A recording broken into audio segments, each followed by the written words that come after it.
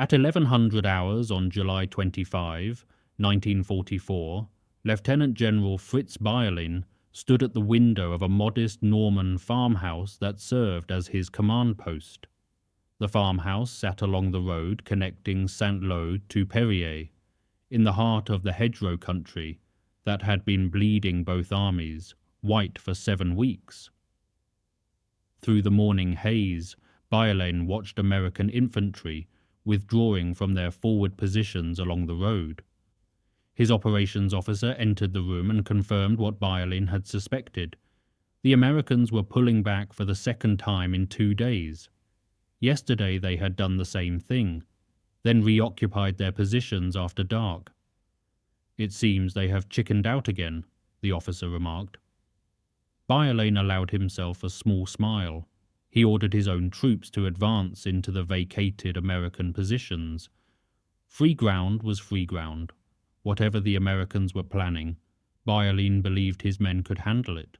He had no way of knowing that within 60 minutes, 1,500 heavy bombers would turn his elite Panzer Lehr Division into what he would later describe as lunatics, wandering in the open until they were cut down by splinters. This is the story of how the largest carpet bombing of the Second World War broke the back of Germany's finest armoured division and changed the course of history. Fritz Bayerlein was born on January 14, 1899, in Würzburg, a city in the Bavarian region of Germany. He came from a middle-class family with no particular military tradition, but like many young Germans of his generation, he was swept up in the tide of nationalism that followed the outbreak of the First World War. He joined the army in 1917 and served with the Bavarian 9th Infantry Regiment during the final bitter years of that conflict. He saw the horrors of trench warfare firsthand and learned lessons about artillery and infantry coordination that would shape his entire military career. After the armistice, Bayerlein remained in the military, becoming one of the small number of professional soldiers permitted under the terms of the Treaty of Versailles. During the interwar years, he built expertise in armoured warfare, participating in the secret development of Germany's Panzer forces. By 1939, when Germany invaded Poland, Bayerlein had risen to serve as operations officer for the 10th Panzer Division. He proved himself a capable staff officer during the lightning campaigns that conquered Poland and then France. When Operation Barbarossa commenced in June 1941, Bayerlein was serving on the staff of General Heinz Guderian's 2nd Panzer Group, present for the great encirclement battles at Kiev and Smolensk. His career took a decisive turn in October 1941 when he was transferred to North Africa. He initially served as Chief of Staff under General Ludwig Krühl, commander of the Afrika Korps. When Krühl was captured and Rommel's own Chief of Staff was wounded in late May 1942, Bayerlein stepped into the role directly under Field Marshal Erwin Rommel, the legendary Desert Fox. Under Rommel, Bayerlein witnessed both the great victories at Gazala and Tobruk and the bitter defeats at El Alamein. When Rommel fell ill and had to return to Germany for treatment, Bayerlein effectively commanded the Afrika Korps during some of its most desperate fighting against the British 8th Army. The African campaign forged him into a hardened combat commander. It also taught him a bitter lesson about the consequences of enemy air superiority that would prove prophetic in Normandy. After the surrender of Axis forces in Tunisia, Bayerlein was sent to the Eastern Front in October 1943. He took command of the 3rd Panzer Division, the famous Berlin-Brandenburg formation, which found itself encircled by Soviet forces near Kirovograd in the Ukraine. With ice forming on tank turrets and temperatures dropping to deadly levels, Bayerlein led a breakout through the Soviet lines. The action earned him the Oak Leaves to his Knight's Cross, one of Germany's highest military decorations. By January 10, 1944, Bayerlein was given command of a new formation being assembled in France. It was called the Panzer Lehr Division, and it would become the most unusual armoured unit in the entire Wehrmacht.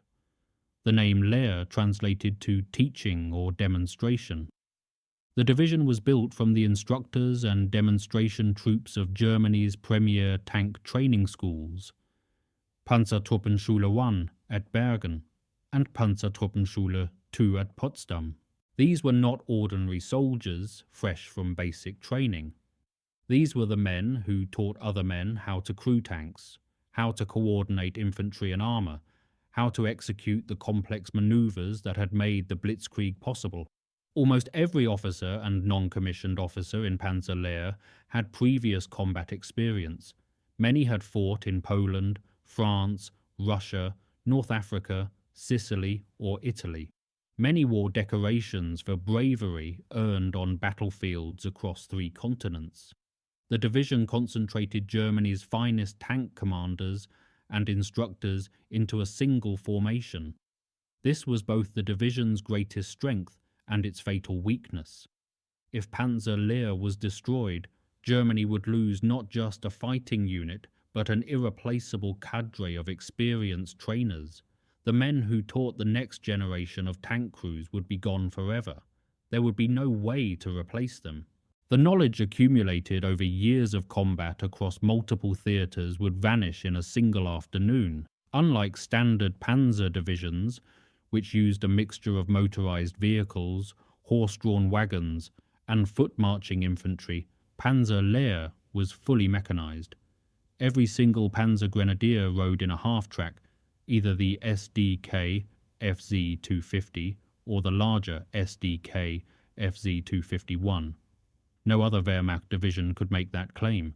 When Panzer Lehr moved, it moved as one coordinated armoured fist, every element keeping pace with the tanks. The division was lavishly equipped compared to ordinary panzer formations.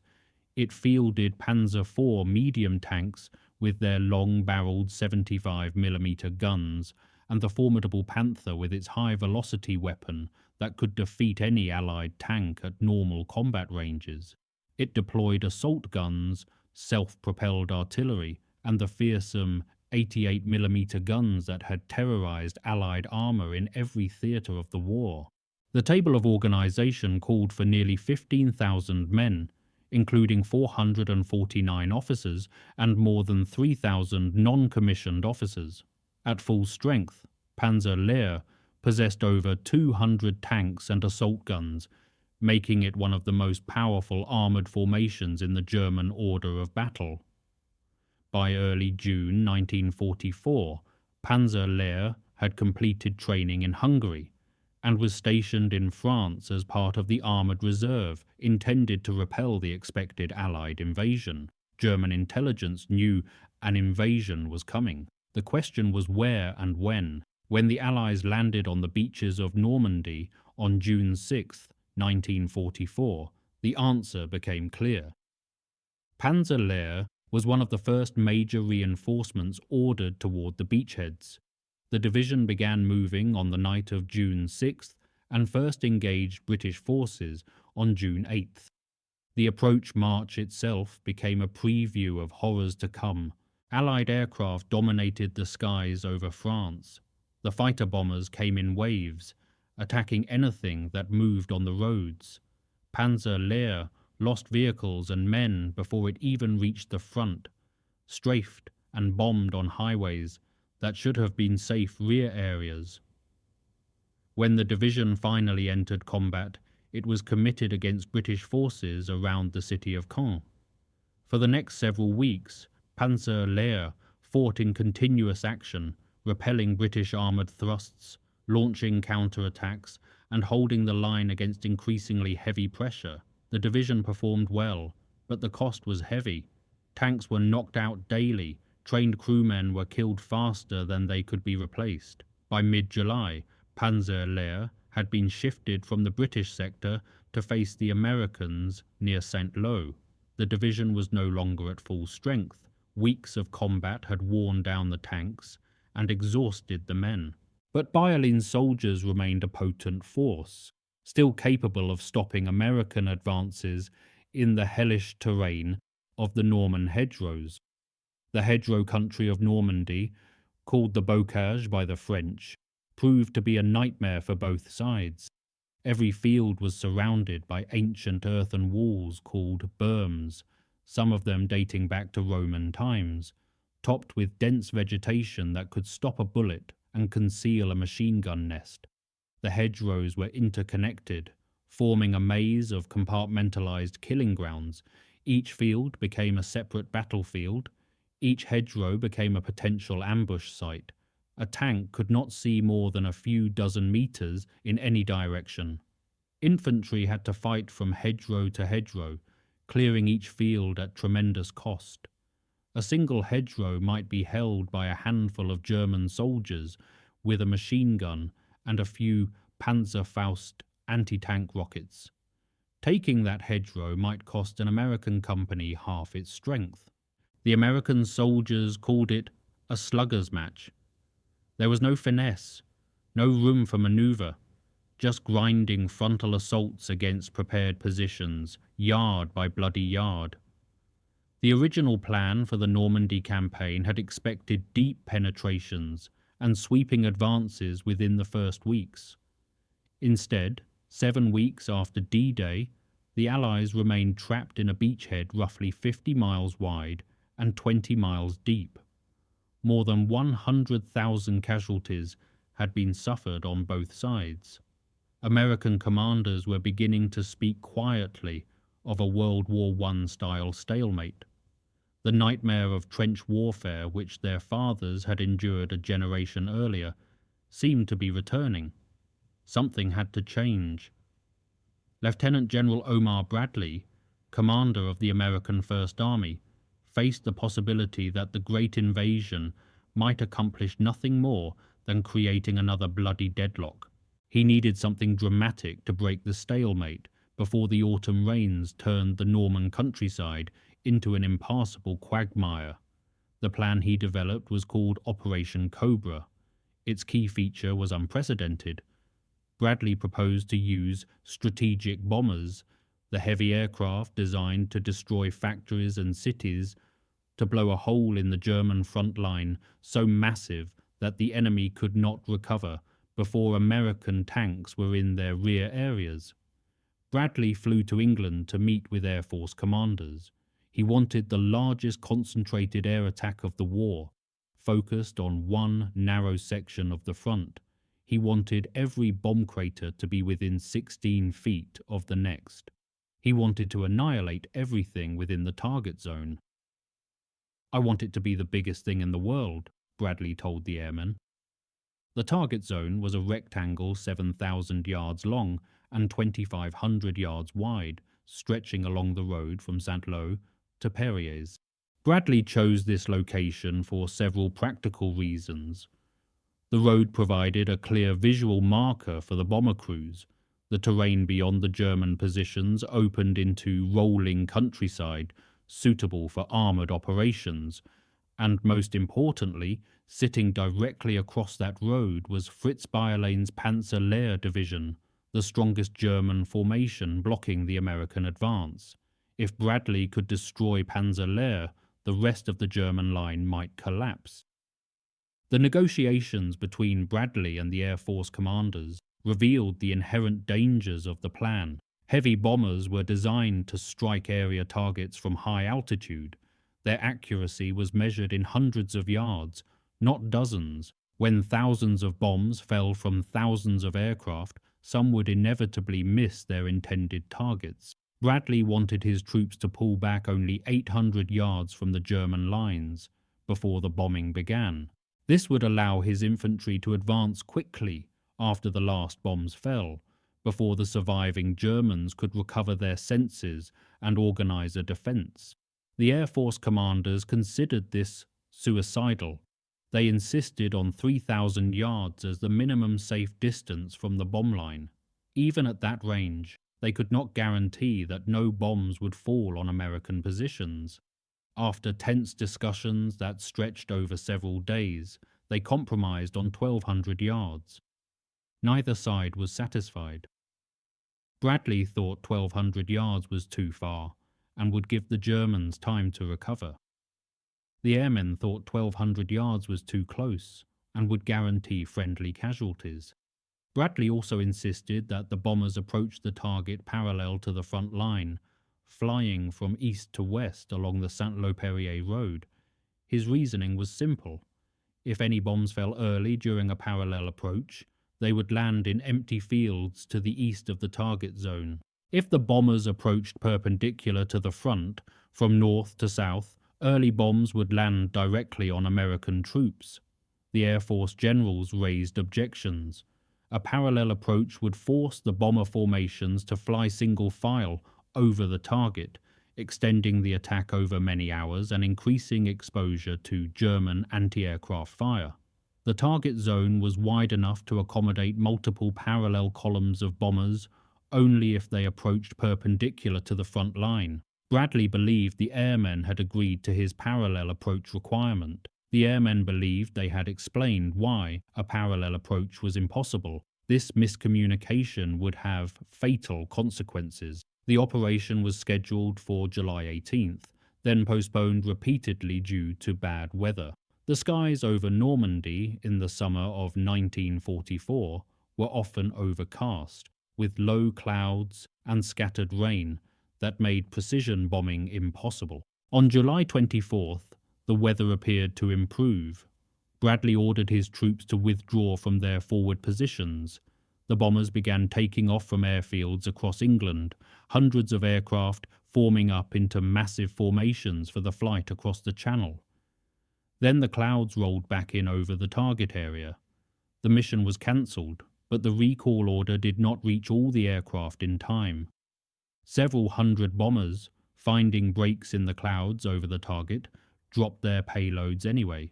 The attack was disorganized and incomplete, but it still inflicted significant damage, and some of those bombs fell short. 25 American soldiers were killed by bombs dropped from American aircraft. 131 were wounded. Bradley was informed that the bombs had not come from the east as he had demanded. They had come from the north, perpendicular to the front line, exactly the approach he had specifically forbidden. Bradley was furious. He stormed into meetings with Air Force commanders and discovered the terrible truth. The bomber generals had never agreed to a parallel approach. They had explained their objections during the planning meetings, but Bradley had not understood that they were rejecting his requirement rather than simply raising concerns. The two services had been talking past each other. Each thought the other had agreed to their position. Neither had confirmed the agreement in writing. And now, American soldiers were dead because of the misunderstanding. Bradley faced an impossible choice. He could cancel Operation Cobra entirely and try again with a new plan. He could accept the perpendicular approach and risk more friendly fire casualties, or he could try to negotiate some compromise that would satisfy no one. His staff convinced him to proceed. Intelligence reports suggested that German forces were weakening. Panzer Lehr was down to roughly 2,200 effective combat troops and only 28 operational tanks, with another 30 in various states of repair. The German defensive line was stretched thin. One more massive blow might shatter it completely. The potential strategic gain, Bradley concluded, was worth the tactical risk. The weather forecast for July 25th looked favourable. Bradley issued orders for the operation to resume the following morning. He would accept the perpendicular bombing approach, accept the risk of friendly fire, and pray that the destruction inflicted on the Germans would justify the cost. Fritz Bayerlein observed the American withdrawal on July 24th and concluded that he had repulsed a major attack. The incomplete bombing had been frightening, but not devastating. His positions remained intact. His troops, though shaken, were still in place. When the Americans reoccupied their forward positions that evening, Bayerlein was puzzled, but not alarmed. When they withdrew again on the morning of July 25th, he made the decision that sealed his division's fate. Believing that the Americans had lost their nerve, Bayerlein ordered his troops to advance into the vacated positions. They would gain ground without a fight. They would improve their defensive positions. They would be ready when the Americans finally worked up the courage to attack. Instead, his soldiers were walking directly into the center of the largest carpet bombing of the entire Second World War. The first wave of aircraft arrived over the target at approximately 9:40 on July 25, 1944. These were fighter bombers from the 9th Tactical Air Command, diving down from medium altitude to drop 500-pound bombs and containers of napalm. They marked the edges of the target area with colored smoke grenades so the following aircraft could identify the zone.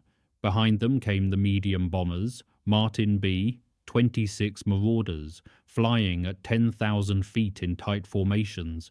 They dropped their payloads and turned north for the flight back to England. Then came the heavy bombers, 1,500 B-17 Flying Fortresses and B-24 Liberators, carrying more than 3,300 tons of high explosive bombs and fragmentation bombs. They flew in formation after formation, wave after wave, stretching across the summer sky, in a river of aircraft that seemed to have no end. The drone of their engines was like nothing Bayerlein had ever heard. It blotted out all other sounds.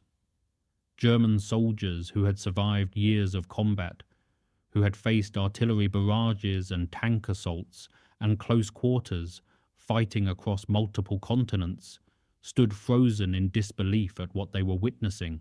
The bombers kept coming, and coming, and coming. For nearly 2 hours the sky rained destruction.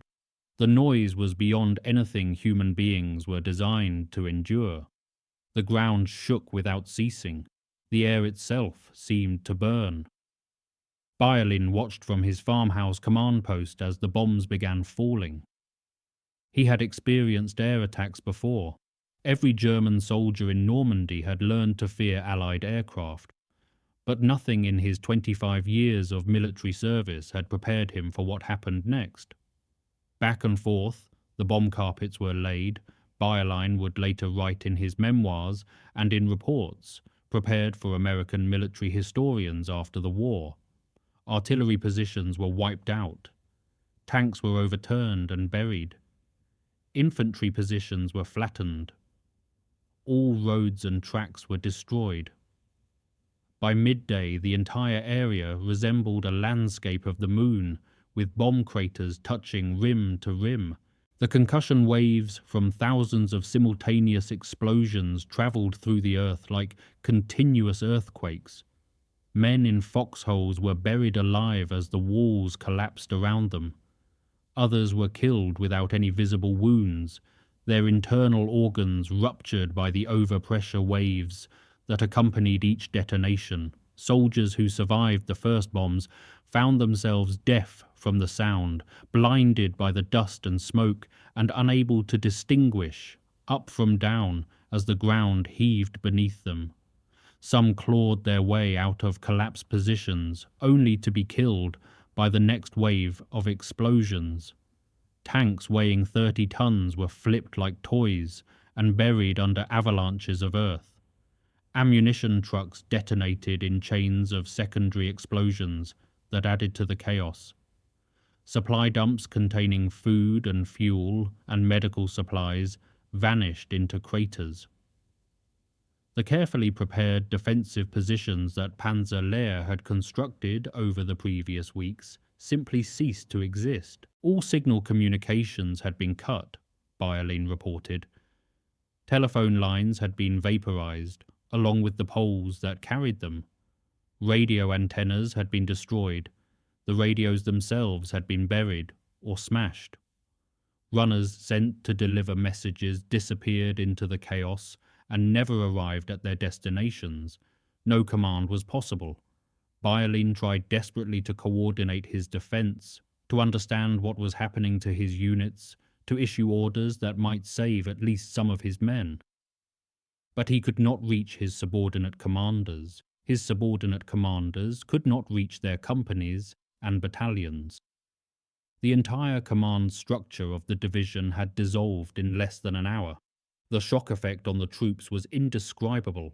Several of my men went mad and rushed around in the open until they were cut down by splinters. This was the detail that would haunt Bayerlein for the rest of his life.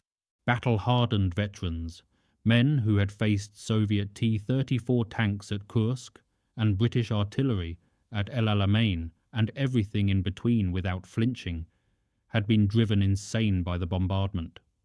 They emerged from shattered positions with no apparent physical wounds, their minds broken by the unendurable trauma of continuous explosions. They ran aimlessly across the cratered landscape, sometimes screaming, sometimes silent, until bomb fragments or collapsing earth killed them. Simultaneously with the storm from the air, innumerable guns of the American artillery poured drumfire into the German positions. The soldiers who had somehow survived the aerial bombardment now faced a wall of exploding shells. There was nowhere to hide. Over 70% of my soldiers were either dead, wounded, crazed, or dazed, Bayerlein later estimated. The actual casualty count was more than 1,000 men killed, wounded, or incapacitated by the bombing alone, not counting those who would die later from their injuries or those listed as missing because there was nothing left to identify. This was roughly 1/3 of the troops who had been manning the main defence line. An entire parachute regiment attached to Panzer Lehr's command simply evaporated. The regiment, composed mostly of young soldiers, fresh from training, had been experiencing their first real combat. They had no frame of reference for what was happening to them. The survivors fled in panic or surrendered to the first Americans they encountered. Of the tanks and assault guns that Panzer Lehr had possessed that morning, perhaps only a dozen remained operational. Some had been destroyed by direct bomb hits. Others had been overturned and buried. Still others were mechanically intact, but trapped in craters, blocked by debris, or abandoned by crews who had fled or died. But the tragedy was not limited to the German side. Once again, despite the coloured smoke markers, despite the 1,200-yard safety buffer, despite all the precautions that Bradley and his staff had demanded, bombs fell on American positions. The bombers had come from the north, perpendicular to the front line, just as they had done the day before, just as the Air Force generals had explained they would have to do, just as Bradley had believed they had agreed not to do.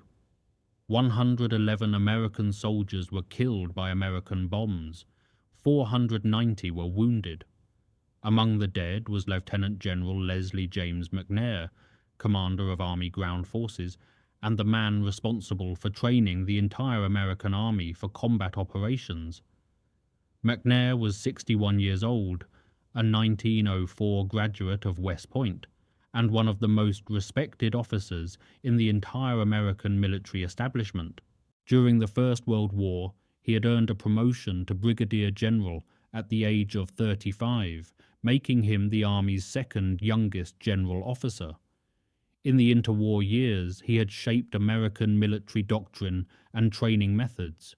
When the Second World War began, he was given command of Army Ground Forces, with responsibility for organizing and training the millions of soldiers who would fight in Europe and the Pacific. McNair had been in Normandy as an observer, evaluating whether his training methods were actually preparing soldiers for the realities of combat.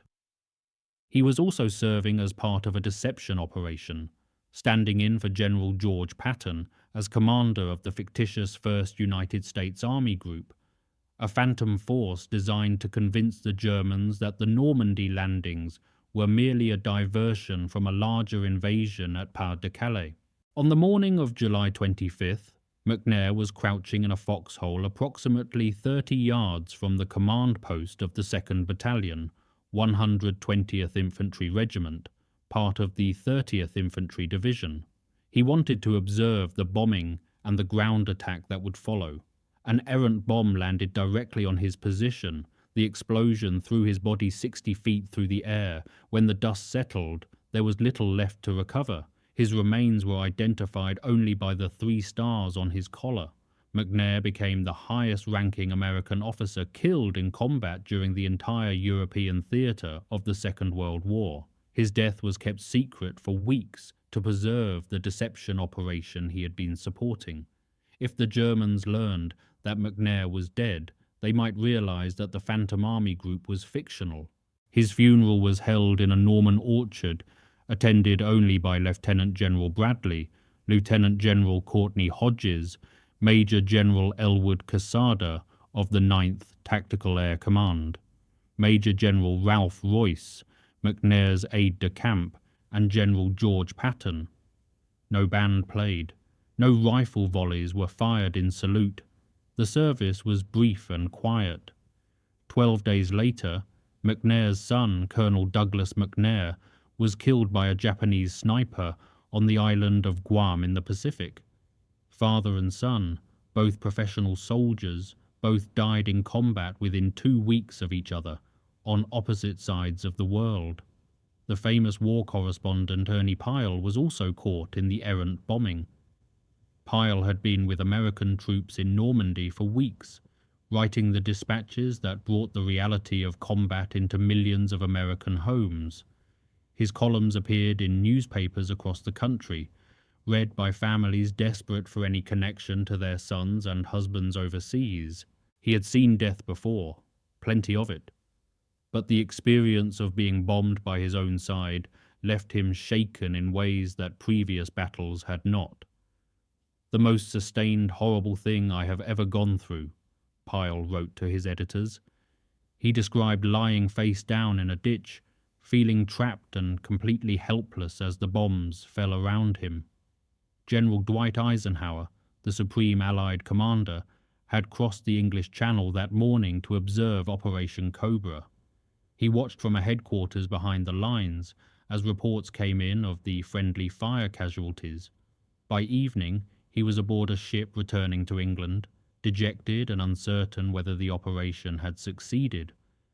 "I gave them a green light this time," Eisenhower told Bradley in a conversation that both men would remember for the rest of their lives, "but I promise you, it is the last."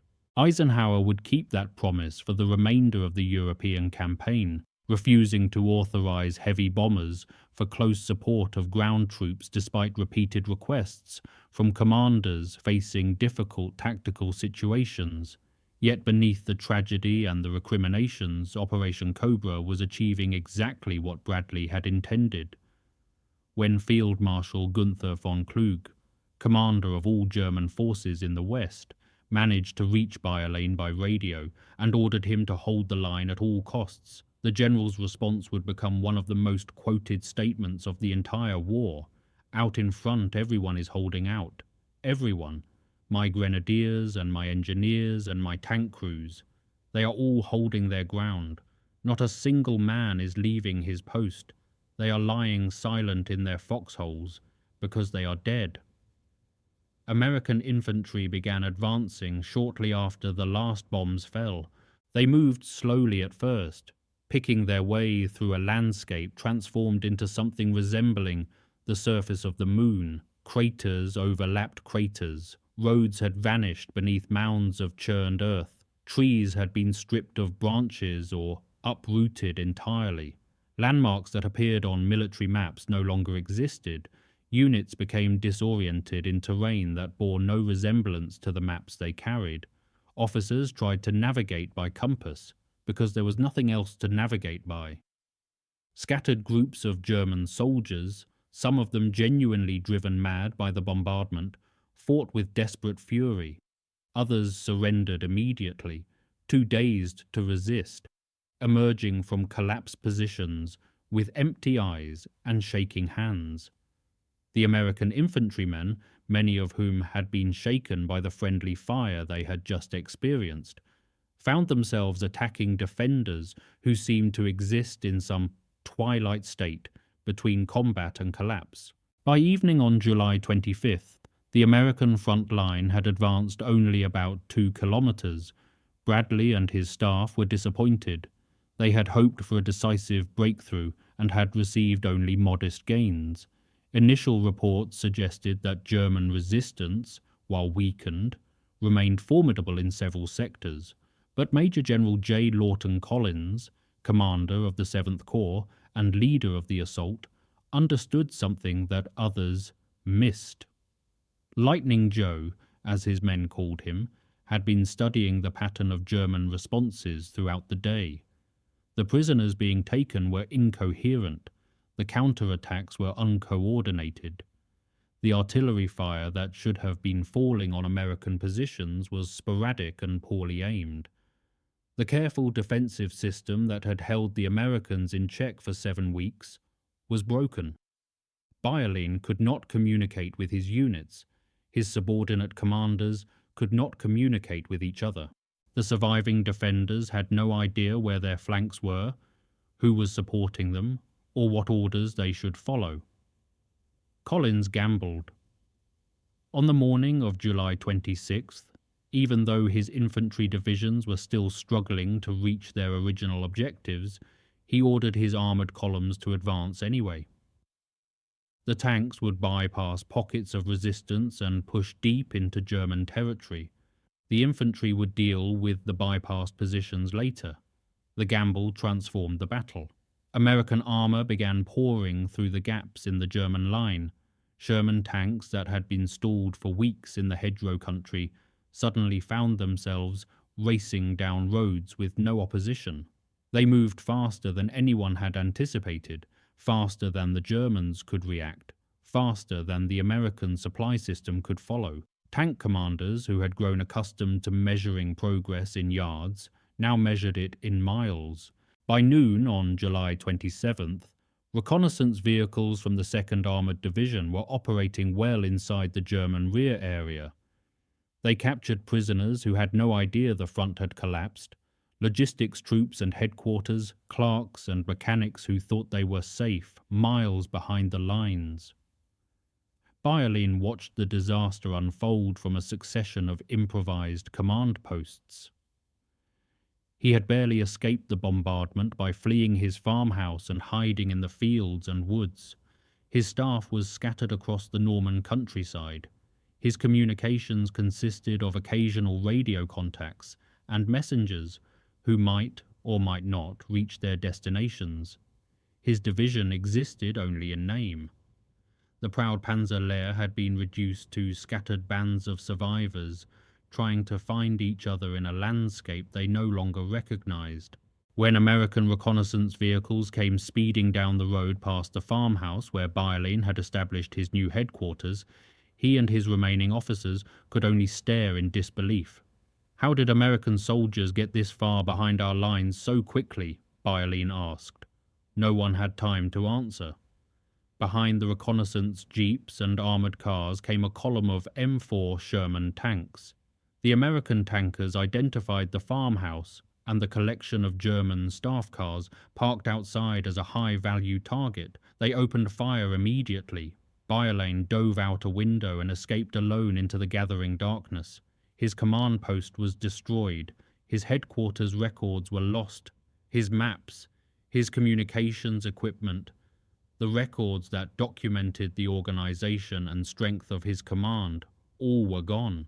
The commander of what had been the Wehrmacht's premier armoured division was now a fugitive in his own rear area, separated from his troops, unable to influence the battle, watching everything he had built disintegrate around him. The breakthrough that followed changed the course of the war in Western Europe. By July 31st, American forces had captured Avranches, the gateway to Brittany and the open country beyond the Norman hedgerows. American armour was racing across France faster than the news of their advance could spread. General George Patton, finally unleashed with his Third Army, swept through the gap and began the great encirclement that would trap the German 7th Army. Patton had been waiting for this moment for months, chafing under restrictions and eager to prove what his armoured forces could accomplish in open country. Within weeks, American and British forces had closed a trap around the German survivors at the Falaise pocket. The scenes at Falaise shocked even hardened combat veterans. Tens of thousands of German soldiers were killed or captured. The roads were choked with destroyed vehicles and dead horses. Equipment and supplies lay abandoned everywhere. The stench of death hung over the battlefield for weeks. Eisenhower himself toured the pocket and later wrote that it was possible to walk for hundreds of yards at a time, stepping on nothing but dead and decaying flesh. The Normandy campaign was effectively over. The race across France had begun. Paris would be liberated on August 25th, barely a month after the bombs fell at Saint-Lô. For Panzer Lehr, the aftermath was brutal. The division that had been the pride of the Panzerwaffe was reduced to a shadow of its former self. After withdrawing across France under constant air attack, losing more men and vehicles every day, the survivors were finally pulled back to Germany for rest and refitting. By the end of August, Panzer Lehr had only about 20 operational tanks remaining. The attrition during the retreat across France had been relentless. By September, the situation was even worse. At one point, the division consisted only of a Panzer Grenadier battalion at company strength, an engineer company, 6 105mm howitzers, 5 operational tanks, a reconnaissance platoon, and an emergency battalion of about 200 men recruited from stragglers and soldiers on furlough in the Trier area.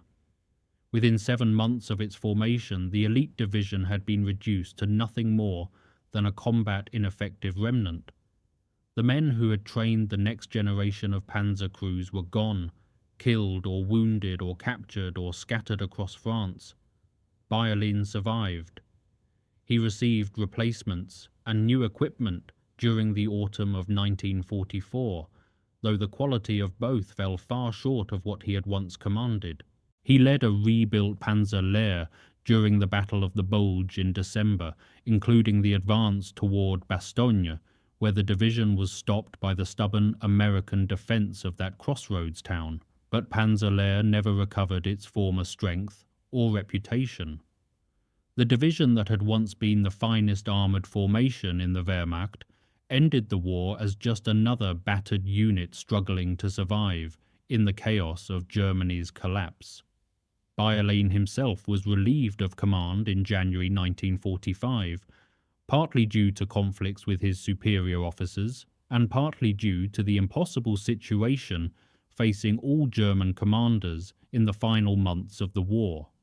He was given command of the 53rd Corps in February 1945 and surrendered to American forces in the Ruhr Pocket in April, where he notably refused Hitler's scorched earth orders and arranged the surrender of over 30,000 troops.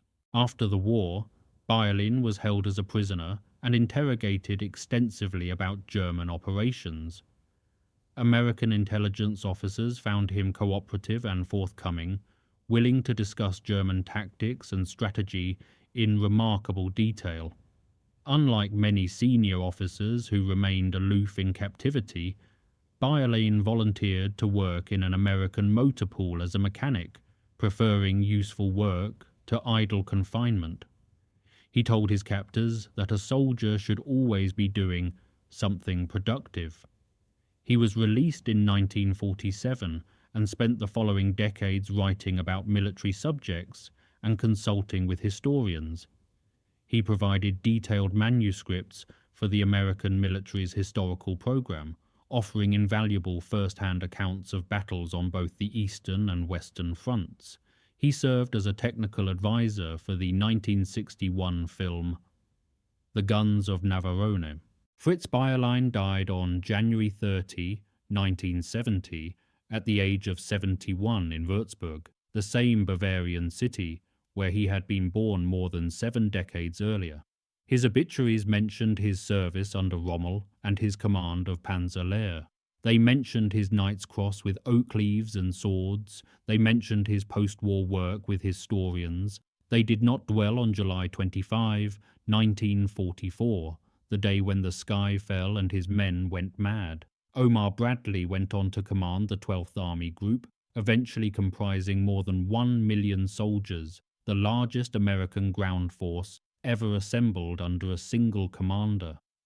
He became known as the GY General for his concern for the welfare of ordinary soldiers. After the war, he served as Chief of Staff of the Army and later as the first chairman of the Joint Chiefs of Staff. He was promoted to General of the Army, a 5-star rank, in 1950. Bradley never forgot the cost of Operation Cobra. In his memoirs, published years after the war, he wrote at length about the friendly fire casualties, the miscommunication with the Air Force, and the terrible gamble he had taken. He believed the strategic results justified the tactical price, but he carried the weight of those deaths for the rest of his life. The soldiers who survived the bombardment, German and American alike, carried their own burdens. Veterans described nightmares that persisted for decades. The sound of aircraft engines triggered panic attacks years after the war ended. Some men never spoke about what they had experienced. Others could not stop speaking about it, as if repetition might somehow make sense of what they had witnessed. What happened on July 25, 1944, demonstrated both the terrible power and the terrible limitations of modern warfare. The largest carpet bombing of the Second World War destroyed one of the finest military formations ever assembled. It also killed American soldiers standing on their own side of the line and left survivors on both sides traumatized for the rest of their lives. The decision to use heavy bombers against ground troops remains debated by military historians and strategists to this day. Eisenhower swore never to do it again, yet variations of carpet bombing were used in Korea, Vietnam, and conflicts beyond. The tactical problem that Bradley faced, how to break through prepared defences without suffering unacceptable casualties, has never been truly solved. Every solution carries its own costs. For Fritz Bayerlein, watching his men go mad under the rain of bombs, the lesson was personal and unforgettable. No amount of training, no level of skill, no depth of experience could protect soldiers against overwhelming industrial firepower. The individual courage and tactical brilliance that had made German panzer forces legendary meant nothing against the full weight of American air power. The men of Panzer Lehr had been the best tank soldiers Germany could produce. On July 25, 1944, they learned that being the best was not enough. In the end, Operation Cobra succeeded because Omar Bradley was willing to take a terrible risk. He gambled that destroying the German defensive line would be worth the cost in American lives lost to friendly fire. He was right, strategically speaking, but the price was measured in blood on both sides of the line. The breakthrough at Saint-Lô opened the road to Paris, to the Rhine, and ultimately to Berlin. It shortened the war by months and saved hundreds of thousands of lives that would have been lost in prolonged fighting. But for the men who were there, the statistics meant nothing.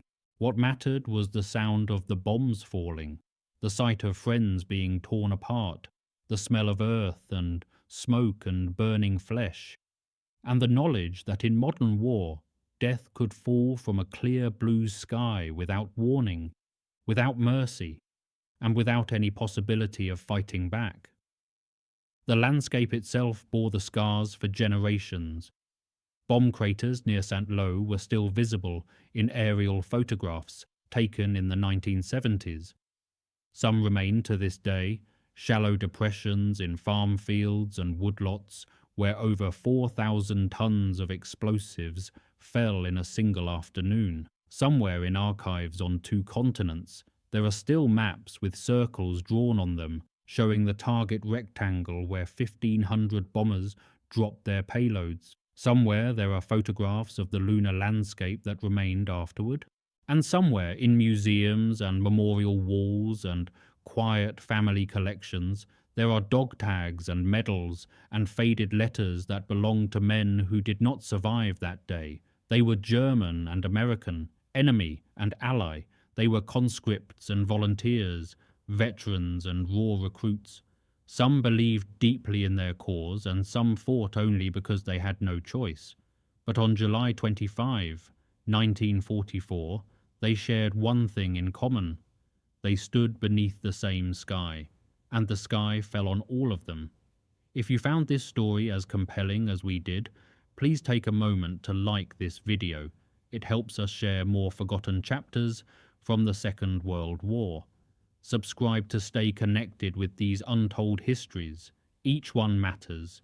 Each one deserves to be remembered. And we would love to hear from you. Leave a comment below telling us where you are watching from. Our community spans continents, from veterans to history enthusiasts. You are part of something special here. Thank you for watching, and thank you for keeping these stories alive.